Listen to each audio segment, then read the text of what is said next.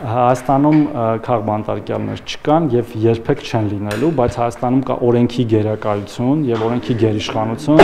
եւ այդպես է լինելու, որտեղ նաեւ ժողովրդավարական երկրների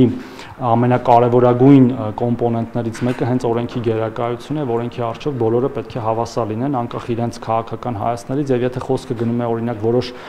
հանցագործության մեջ մեղադրվող ընդդիմադիրների բանտարկության, կալանավորման կամ դատապարտման մասին, բազմաթիվ են նաեւ դեպքերը, որոնք վերաբերում են նաեւ գործող պաշտոնյաների, որոնք եւ մեղադրվել են, եւ կալանավորվել են, եւ դատապարտվել են, եւ արդեն ազատվել են այդ ամենից հետո եւ ընտրողական արդարադատության վաղուց Հայաստանում վերջանում։ Եվ պատգամավորները համաձայն չեն ձեր ասացի հետ, մի քանիսը համաձայն չեն, նրանք ասում են, որ խոսքի ազատություն Հայաստանում չկա եւ մեկ հրապարակման կամ հայտարարության համար կարող են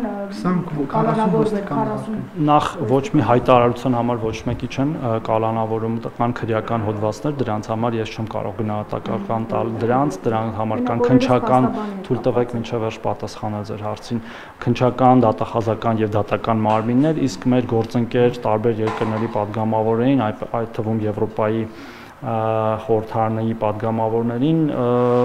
իրանց իրավունքն է արտահայտել իրանց կարծիքը, բայց մեր երկիրը ունի իր ինստիտուտները եւ օրենքները, եթե ուզում ես այդ ինստիտուտների վրա ազդեցություն ունենալ,